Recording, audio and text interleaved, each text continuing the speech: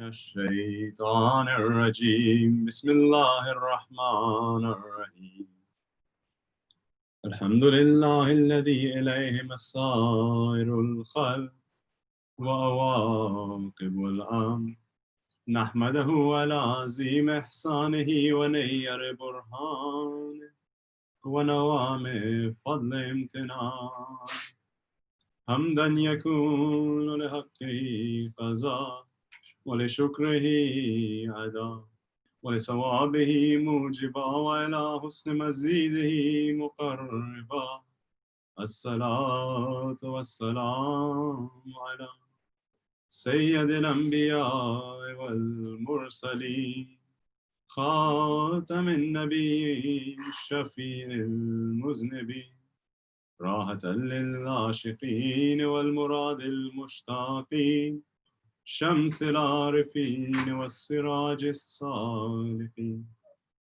نبيه مصباح والعلم صاحب الجود والكرم والله حافظه وجبرائيل خادمه والبراق مركبه سدرة المنتهى مقامه كاب قوسين محبوب رب المشرقين والمغربين جد الحسن والحسين مولانا ومولاي الثقلين أبا القاسم محمد اللهم صل على محمد وعلى محمد وعجل ثم الصلاة والسلام على جميع أهل بيته الطيبين الطاهرين المعصومين المنتجبين المنتخبين المظلومين الذين أذهب الله عنهم الرجس وطهرهم تطهيرا اللهم صل على محمد وعلى محمد وعجل ولعنة الدائمة على أعدائهم منكر فضائلهم غاصب حقوقهم ومراتبهم ومنزلتهم ومقامهم من يومنا هذا إلى قيام يوم الدين أما بعد فقد قال الله الحكيم في قرآنه الكريم وهو أصدق القائلين قوله الحق بسم الله الرحمن الرحيم والذين إذا أنفقوا لم يسرفوا ولم يقتروا وكان بين ذلك قواما صدق الله العلي العظيم صلوات اللهم صل على محمد وعلى محمد. So we started this series looking at the topic of balance in our lives and moderation in Islam, a concept called wasatiyya.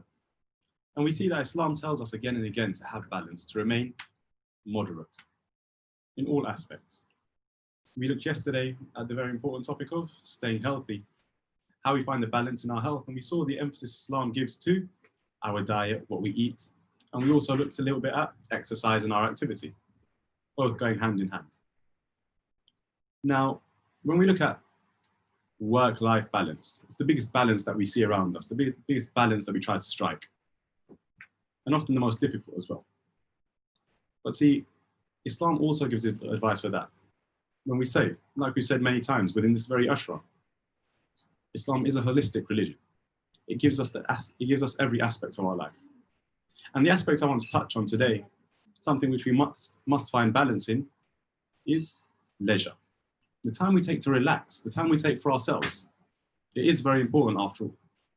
If we don't take a little bit of time for ourselves to relax, we can't expect our body to keep going at full pace. If I put 40 litres of fuel in my car, at some point it's going to run out. At some point I'm going to have to put more fuel in. I can't put 40 litres of fuel in one time and expect it to run forever. No. True. So I have to keep topping up that fuel. I have to keep topping up that energy. And as I do so, I can keep doing the work, keep committing. And that leisure is the one thing that we try to find the balance in very often, especially around my age, around the 20s. It's often quite difficult because you want to socialize, you want to go out, you want to enjoy yourself, you want to relax, but at the same time, you've got to work, you've got to study, There's certain things that you have to do in life, commitments. And as you get older, it only gets more and more difficult to find that balance between work and commitments and relaxing, taking your leisure time, a little bit of time for yourself. But what exactly is that leisure? What is leisure itself, relaxation? Leisure is everything you do outside of a pressurized environment. Everything you choose to do because you want to. You don't have to do it. There's no pressure on you to do it. You want to do it. You're relaxed. Something like a hobby, activity that you do outside of work or school or anything. That can be your leisure time. See, leisure can be anything from playing FIFA to riding a bike to going jogging. Any of these can be called leisure.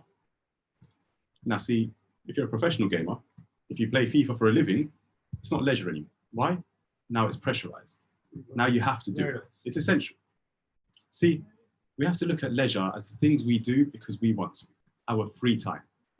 But it can be very, very difficult to find the balance between work and leisure, between the things that we have to do in life and the things we want to do in life. And that's the kind of balance we want to find. Of course, these are Majlis of Hussaini. This is Isaiah Hussaini. What we take from Islam. Like I said at the start, Islam gives us guidance for all things. And Islam also gives very great importance to leisure. If we look in the ahadith, we can see in different places the importance of leisure. For instance, Rasulullah Muhammad Mustafa sallallahu alayhi wa sallam. He tells Hazrat Abu Zar Ghafari, he says to him to take advantage of 5 things. Of those, and it's a hadith that a lot of us may have heard before, known as the hadith of 5 before 5. It says take advantage of 5 things before 5 things happen. What are they? It says take advantage of your health before you become ill. Take advantage of your wealth before you become poor. Take advantage of your young age, your youth, before you become old. Take advantage of your leisure before you become busy. And take advantage of your life before you leave this world. Allahumma salli ala Muhammad wa ala Muhammad wa ajil. Allahumma salli ala Muhammad wa ala Muhammad wa ajil. So we see in this hadith of Rasulullah, he says take advantage of 5 things before you lose them, essentially. And of those, one of those things that he felt so important to mention, among some other very important things. What else is in there? Your health. The most important thing we have. Without our health, we have nothing else. Alongside that, what is there? Your youth. The most important time of your life. Alongside that, what is there? Your wealth. The thing that helps you to do different things in the world, helps you go out, helps you live. Without your wealth, you cannot last in this world. And alongside that, after leisure comes what? Your life. Take advantage of your life. Rasulullah, he's put it up with some of the most important things that we have, some of the most important blessings that we have. In there, he said, take advantage of your leisure before you become busy. Which means that even Islam tells us sometimes you need to relax. Sometimes you need to slow down. We shouldn't be working 24/7. We shouldn't be struggling our whole lives. No, we need time for ourselves. We need time to relax. And again, Imam Ali alayhi salatu wassalam. Allahumma salli ala Muhammad wa ala Muhammad wa ajil. Salawat ala Muhammad wa ala Muhammad. Allahumma salli ala Muhammad wa ala Muhammad. Our Imam also says to take advantage of 5 things before, in fact, he says take advantage of 5 things so that you may go into the afterlife. For success in the next life, he says to take advantage of 5 things, 5 great blessings, he calls them. Amongst those is health, you have power, you have youth, similar to what Rasulullah has said. You then have leisure, and then you have what we call vivacity, which is like a social nature, an excitability that people like. Imam Ali alayhi salam says that these 5 great blessings hold the success to the afterlife. We're not talking just about this dunya, we're not talking about just about this world. No, you need to relax here because it becomes a form, a part of the ibadah that lets you get into heaven in the next life. It can be very difficult to think and to understand. What does my relaxing in this world have to do with where I end up in the next life? How does me relaxing or not relaxing affect where I go after I pass away? It's you. Imam Ali alayhi salam is telling us this great blessing. And we have to look at it ourselves. We have to look at it analytically. What does rest and leisure give us? Where do we go from rest and leisure? What does it allow us to do? See, when I'm well rested, I'm more concentrated.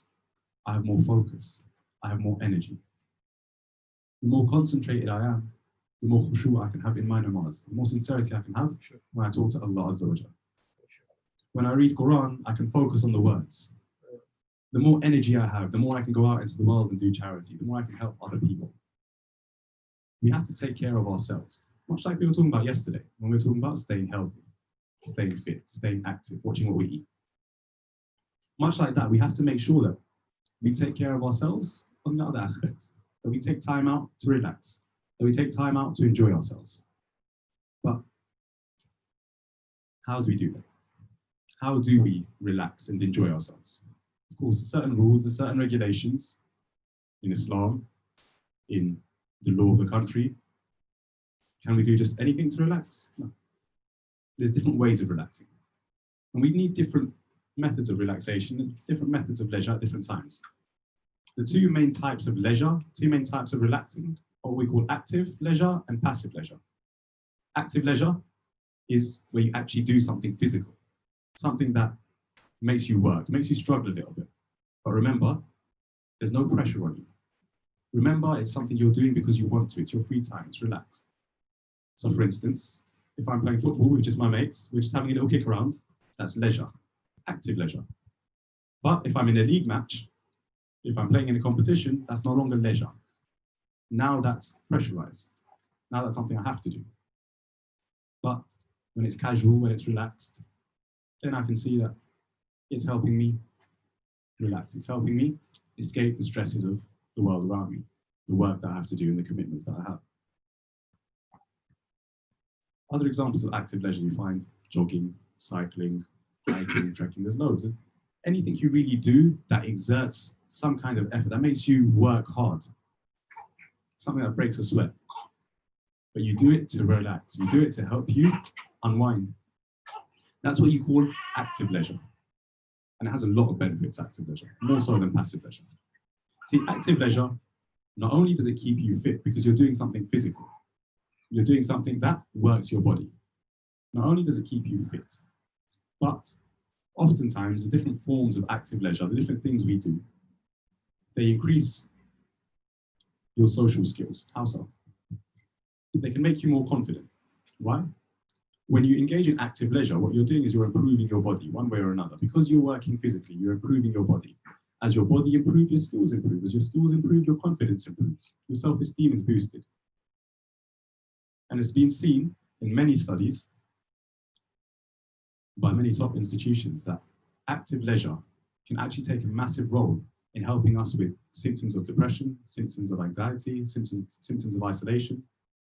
And if you think about it, when we look at the studies, when we look at what the symptoms of isolation, anxiety, and depression, I'm not going too much into that, that's another topic. But you can see very clearly the link between activity that we do with a feeling of relaxation, activity that we do without pressure, and the solutions and cures for those kind of illnesses and mental states. So when we look at the different types of active leisure, we look at the benefits of it. So we have the increased focus.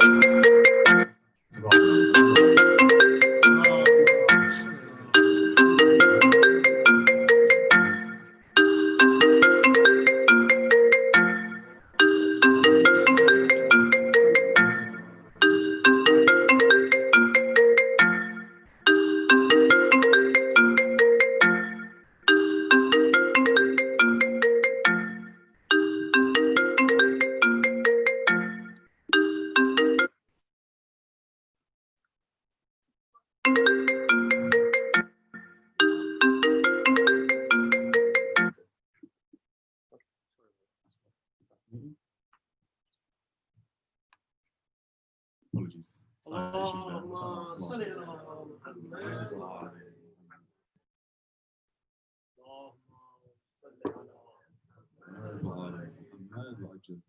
If you recite salawat, let's recite it properly.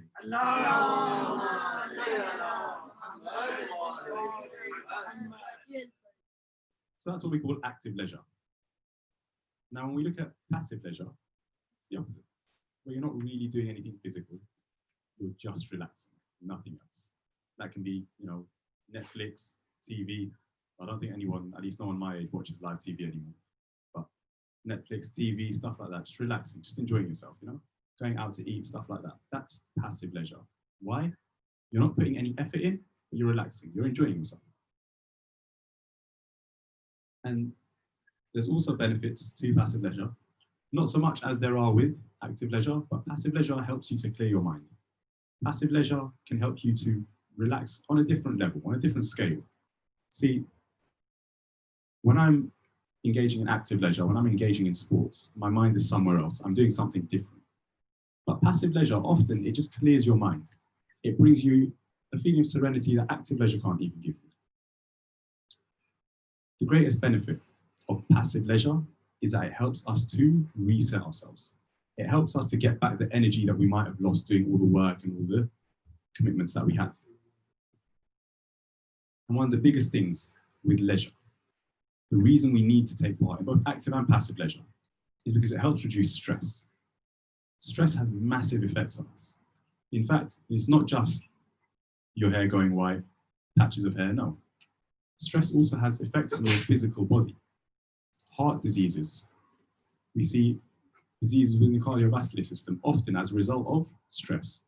So there is massive impact of stress. And things like this, de-stressing, through leisure, through relaxation, is massively important. We forget to take time out for ourselves, but we have to. But obviously, living in the UK, it's not always too easy to find a halal form of leisure. It can sometimes seem like there's not a lot of options for us, especially for us who are a little bit younger. We want to do different things, but what can we really do? We're in the UK. Here, the idea of relaxing and leisure and fun is going to the pub or going to the club. And that's not something we're going to do. That's not something that we're going to engage in. Why? Because we follow the religion of Islam. But if we actually look, there is a lot we can do. And I take this with a pinch of salt. Obviously, I live in London. There's a lot more that I can do that people outside of London can't do. But there's so much around us that we can do. First and foremost, we have to look at our perspective of leisure and relaxing. If you think the only way to have fun is to drink, is to get high, you're not going to enjoy it. But if you understand that there's other ways to enjoy yourself, those aren't the only limits on enjoying yourself, on having fun. See, I remember when I was younger and I'd tell my parents I'm bored, they tell me go clean your room, they tell me go read a book. I think, Mom, I'm trying to get rid of boredom. It's not going to help. But there are ways for us to have fun. There's stuff we can really do that you will enjoy. And as you get older, the scope grows and grows. And I'm not just going to sit here and say there's loads of things without telling you some of them. There's so much we can do. So for instance, obviously you can go eat out to a restaurant, easy and simple. Apart from that, sports. You can get engaged in sports. You can enjoy yourselves. Cricket, football for me, obviously. See, this is the very minimum, the very basic. Apart from that, what have you got? There's go-karting, there's bowling, there's golf, there's hiking, there's trekking, there's so much stuff to do.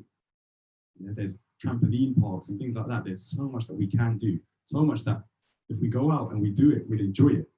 We'll really enjoy that kind of stuff. See? And one of the most important things to realize is if you really and truly want to have fun, it doesn't always matter where you are or what you're doing. The most important thing is who you're doing it with. See, if you have friends who you can have a laugh with, you can go anywhere and enjoy yourself. One of the greatest examples of that for me personally is back when I used to live in Iran. See, the city I was in, I think I had one bowling alley and one go-karting place. And after a very bad crash, I don't go back to the go-karting place anymore. So I really didn't have anywhere to go. I had just one bowling alley, but I had friends who I could laugh with all day long. And it did not matter to me where we were. We would laugh, we would enjoy ourselves. It was one of the best times of my life, purely because the guys that were around me, because I used to have so much fun with them. See, there was not a lot to do in that city, not a lot at all, but we could still have fun because we were together. We enjoyed ourselves. Find those friends. And we all have different groups of friends. You have your friends who you're serious with. You have your friends who you just laugh with and nothing else. You have your friends who you have your deep conversations with. You tell them everything. Find your fun friends. Those are the friends that they're going to help you relax. They're going to help you unwind. You might not tell them all the secrets about your life, but you need them there just to enjoy yourselves with them. And it's the same for them. They need you there. Just have someone that they can relax with, so they can unwind with. And if you have those kind of friends, then it doesn't matter whether you're at bowling, go-karting, whether you're sitting at home, whether you've gone out to eat. It doesn't matter what you do. You're going to enjoy yourself one way or another. Muharram 1442H.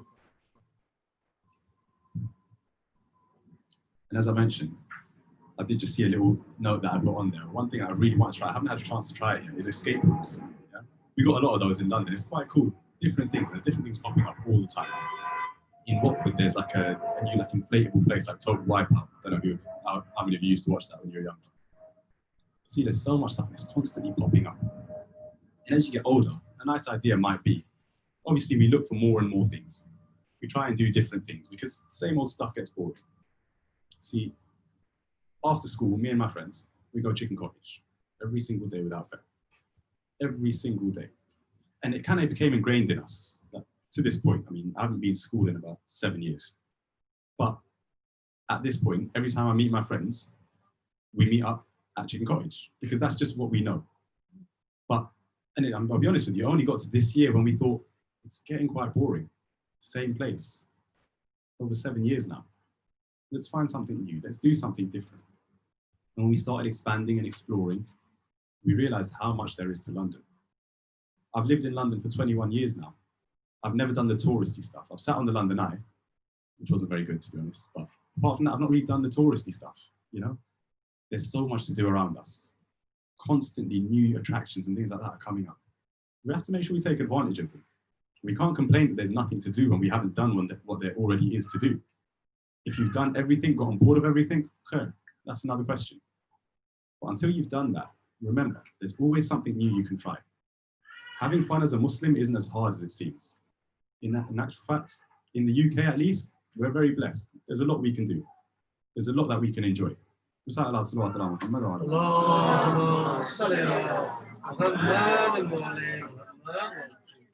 keep an eye on the time. I understand that we're looking at balance. We're looking at moderation. Where does Islam bring balance into this? Where do we find balance in our leisure? And that's the real question. How do you do that work-life balance?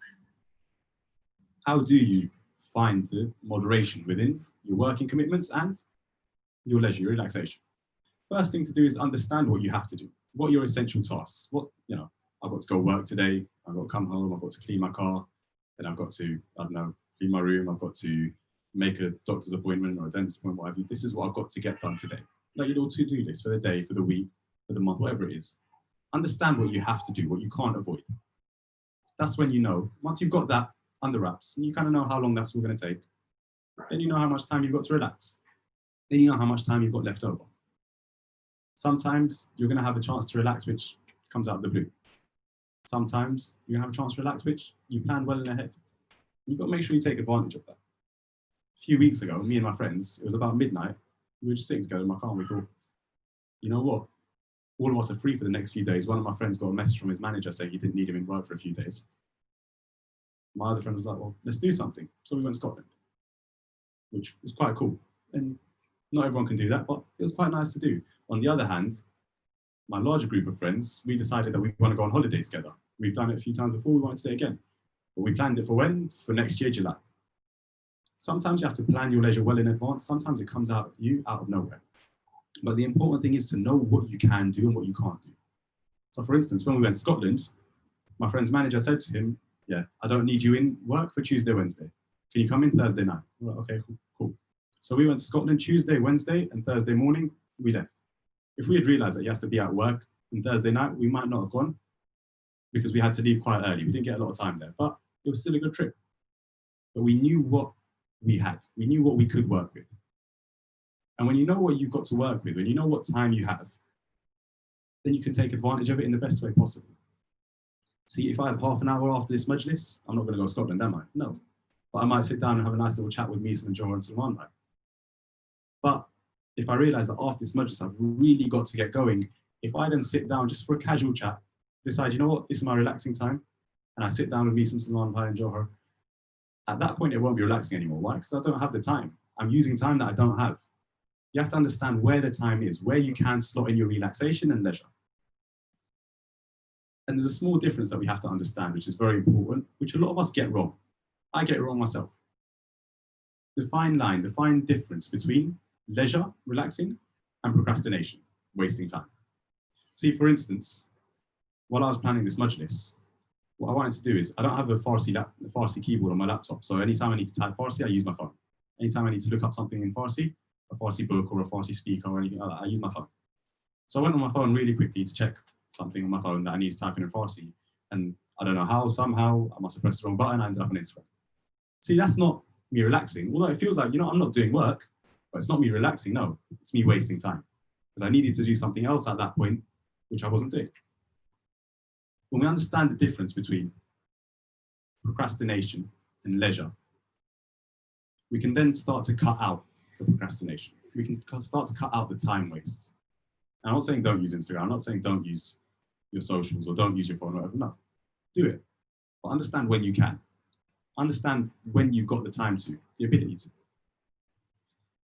Once you've cut out your procrastination, now you've just got your activities and your leisure. At this point, we start to fine tune. You want to make sure you get the best quality out of both your activities that are committed activities, your work and your essential things, and also out of your leisure, out of your relaxation. You want to make sure that you're doing both of those as efficiently as possible, getting the most out of them as you can. So for instance, with work, once you've cut out procrastination, look at the way you're working. Is this the best way for me to work? Am I doing 10 hours worth of work in 15 hours? Or am I getting it done in time? Am I getting it done before time, in fact? For instance, there was a student in Iran. He completed an 8-year course in 3 years. Granted, he was an Oxford graduate from here before he went. But he was making the most of his time. He was being efficient. And you know what the thing is? You look at it and say he did it in 3 years. You immediately think he must have worked flat out for those 3 years. He can't have been taking breaks and relaxing like we are. Well, if you try to work for 3 days flat out without relaxing and taking a break, your mind will burn out. He had perfectly figured out how to work and relax at the same time. So we have to fine tune our work so that we get as much done as possible in as efficient a way as possible. That requires the least energy, the least time. That way we give time to our leisure. And the same thing with our leisure. We have to make sure there's a good quality to it. Whatever we're doing to relax, there has to be a good quality to it. See, the point of relaxing is to de-stress. The point of relaxing is to clear your mind, to give yourself a reset, a little boost. Let's say, for instance, I'm at home, I'm on the sofa, I've got Netflix playing there, I'm on my phone here. And I decide, all right, time to get back to work. And as soon as it's time to get back to work, I start yawning again. My leisure time wasn't used very well then, was it? Why? Because what I was doing, it wasn't actually refreshing my mind. It wasn't taking any stress out of my mind. And that's not to say that watching Netflix doesn't take stress out of your mind. It might well do, but if that's the case, that it's not taking it out of my mind, I need to cut it out. I need to choose something that works for me. Same thing can be said for a lot of activities. So for instance, jogging. Jogging's a really good activity. But say for instance, if you're doing it purely for leisure, purely to relax, and while you're jogging, you're thinking about a million different things and it's stressing you out even more, maybe jogging isn't the best way to relax. Maybe you pick something different, something which takes your mind off whatever it is that's stressing you out, whatever it is that worries you. You have to make sure the quality of your leisure time is the best it can possibly be. I'll give you another example of my time from Iran. My friends were always really confused as to how I could do this. So we'd have lessons, and the way it was set up, the campus that I was on, upstairs we had our classrooms, upstairs we had our accommodation, downstairs we had our classrooms. We'd have a short break at about 11 a.m. Classes started every day at 8 a.m. 11 a.m. we'd have a bit of a break. There's a 15-minute break. In that 15-minute break, as soon as the bell rang, I was upstairs back in my accommodation, knocked out, fast asleep, 15 minutes. As soon as that 15 minutes were up, I was up, rearing, ready to go. If I needed to, I could have stayed awake until 8 a.m. the next day to my next class. That little power nap, it was so effective. And the reason I was able to have those power naps, the reason I was able to do that, the way I was able to fall asleep so quickly, is because my mind was clear. I was able to relax. When I had the time to enjoy myself, I took it. So my mind was relaxed, my mind was clear. So as soon as I hit the pillow, I was out cold.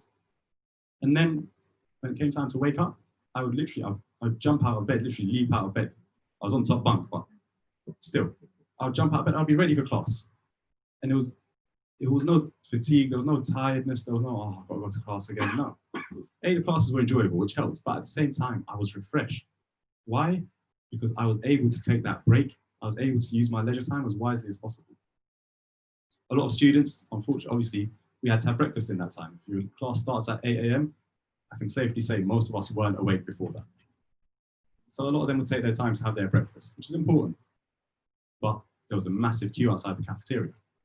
So these guys would stand in line the whole time and wait. And when they get back to class, they've just finished their sandwich, whatever it is they bought, and they're tired, they're not ready. You have to make sure that what you do in the time you have is the best you can do. The best quality activity, the best use of your time. And like I always say, because I do love hiking and nature and trekking so much, if you do have a few days, try and get out of the city you're in. Try and go and see what's around you. In Salau, you guys are quite lucky because you've got nice green areas around you, even in Salau. See, in London, we don't get that. There's not a lot of greenery in London, at least not nice greenery. So we have to get out of town. But it's nice, it's a refresh, it's a reset. We have to take that opportunity, you have to take that chance. And we do, some of us. And when you do, you see the advantages, you see the effects. And at the same time, when you don't, you definitely see the effects even more. Being tired, being fatigued. Ask any new parent. They'll tell you what it feels like to be tired 24/7. They'll tell you what it feels like to not have any free time. So like the hadith says, take advantage of your leisure time, your free time, before you become busy.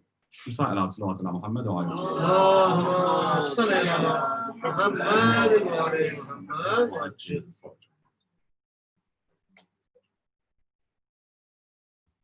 We're approaching Maghrib time. Tomorrow's the 2nd of Muharram. Soon, the caravan of Imam Hussain alayhi salam will reach a stop on its journey from Medina. I want to rewind a little bit. Go a little bit further back. Along the way, on the journey, the caravan and the camps of Imam Hussain alayhi salam come to a crossroads. One road going towards Kufa, one road going towards what we now know as Karbala. I have to think, it was Imam Hussain alayhi salam's intention to go towards Kufa. In the end, he ended up in Karbala. Had Kufa been any better for him? Had he gone to Kufa, would he have seen anything other than the head of Muslim ibn Aqil atop a spear on the palace? Imam Hussain alayhi salam, he gets to the crossroads, he sees an army standing in front of him. The head of this army is who? The head of this army is Hurr alayhi salam. Hazrat Hurr alayhi salam stands in front of Imam Hussein's army. He comes forward towards him and he says to him, I have come to take you away from Kufa. You have to come with me towards where I am going. Mawla Hussain alayhi salam, he says to him, no. He says, I will go where I wish to go. Hazrat Hurr, he then takes his hand and places it on the reins of Zuljanah, pulls the reins towards him, looks Mawla Hussain in the eyes and says, no, Hussain, you will go where I say to go. Imam Hussain at that point, does he say, he looks at Hazrat Hurr and he says, Hurr, may your mother weep over you. May your mother cry over you. In the days of ancient Arabia, when this was said, what it meant was, if I wanted to, I could destroy you right now, I could kill you right now, I could fight you right now. This is what they would say when they wanted to let somebody know they are more powerful than them. Imam Hussain says to Hurr, Hurr, may your mother weep over you. Hurr lets go of the reins of Zuljanah. He takes his eyes away from the glance of Mawla Hussain. He looks at him again and he says, I would have said exactly the same thing to any other man in Arabia, but what can I do? Your mother is Sayyida Zahra. Your mother is the daughter of Rasulullah. At this point, Mawla Hussain, he sees Hurr. He has respect for my mother. He has respect for Sayyida Zahra. He understands Hurr. There is a chance for him to turn around. There's a chance for him to change his ways. I will not recite Masab of Hazrat Hurr today. This is just the lead up to where we are going. Imam Hussain says to Hurr, fine. let's just wait here for a little while. I will go along my way. Hazrat Hur says, I have to accompany you wherever you go. Mawla Hussain says, okay. He sets up his tents where they are. The time comes for namaz. When namaz time comes, Imam Hussain alayhi salam, he stands up with his army of 72, gets ready to lead the namaz. He sees Hur standing a short distance away, getting ready to lead his own namaz. He says to Hazrat Abu al-Fadl Abbas, he says, Abbas, I want to ask Hur, does he wish to recite namaz behind us? Does he wish to recite namaz with the family of Rasulullah? Hazrat Abbas goes, he tells Hazrat Hur says, of course, if Ali Rasul are going to read namaz, I will read behind them. He comes and he reads namaz behind Imam Hussain alayhi salam. As namaz finishes, Imam Hussain alayhi salam, he sees the horses of Hazrat Hur's army. He sees the horses are hopping up and down on their hooves. He sees the soldiers have run out of water. What does he do? Mawla Hussain goes towards the army of Hazrat Hur. With his own two hands, he gives water to this army. But Mawla Hussain, on Ashura, when it had been 3 days, it cost Abu al-Fadl 2 arms and still no water came to the tents of Hussain. The caravan of Imam Hussain alayhi salam moves forward. As they are going, they reach a place where Sayyidah Zainab calls Abu al-Fadl Abbas. She calls Abu al-Fadl Abbas to her and she says, call my brother Hussain, I wish to speak to him. Hazrat Abbas calls Imam Hussain to the tent of Sayyidah Zainab, to the camel of Sayyidah Zainab. She says to him, Hussain, please, can we rush through this place? This place we have arrived in, I do not like it. Sayyidah Zainab says, from the sands of this place, I can smell the blood of my brother Hussain. Sayyidah Zahra, Sayyidah Zainab, you can smell the blood of Hussain here, but on Ashura, you will see the knife of Shimr, you will see the neck of Hussain, you will see the heads upon spears. Imam Hussain continues his journey. They are in the same land when all of a sudden his horse comes to a stop. Zuljana will not move. Imam Hussain ushers Zuljana forward again and again, but Zuljana will not move. At one point, he comes off of Zuljana. He sees a few houses built in the distance. He sends Hazrat Abu al-Fadl Abbas to go and call the people who live there. They come to Imam Hussain alayhi salam. Imam Hussain, he says to them, can one of you tell me what is the name of this land? What is the name of this place? One of them says Nainawa. Imam Hussain says, no, is there another name?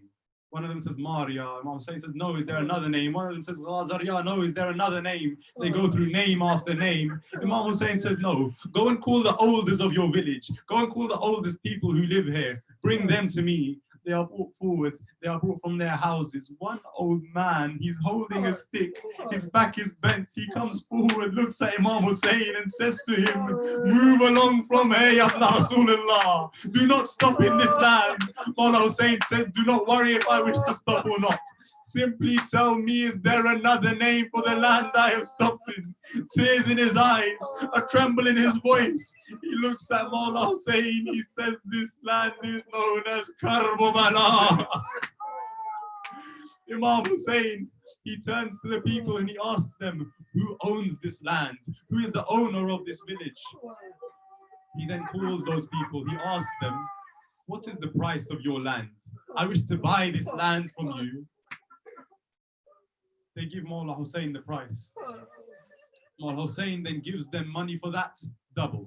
He gives double the amount they have asked for. And then he says, I will gift this land back to you. They say, but Ya Hussain, you have just paid for this land. You have just bought it from us. Why will you gift it back? He says, I have 3 conditions. I have 3 conditions on which I will give the land back to you. Mawla Hussain says, the first of the conditions, when our bodies are left lying on the sands of Karbala, make sure you bury our bodies. He says the second condition, when people come to visit my grave, tell them where my grave is, show them the grave of Hussain. All those years ago, Mawla Hussain remembered me and you who sit here today. Inshallah, we will go to the grave of Mawla Hussain. We will see the grave of Mawla Hussain. But what is the third condition? Mawla Hussain says, whenever anybody comes to visit my grave, Make sure they do not leave without some food and water. Make sure they do not leave without some food and water. I will say. I will say.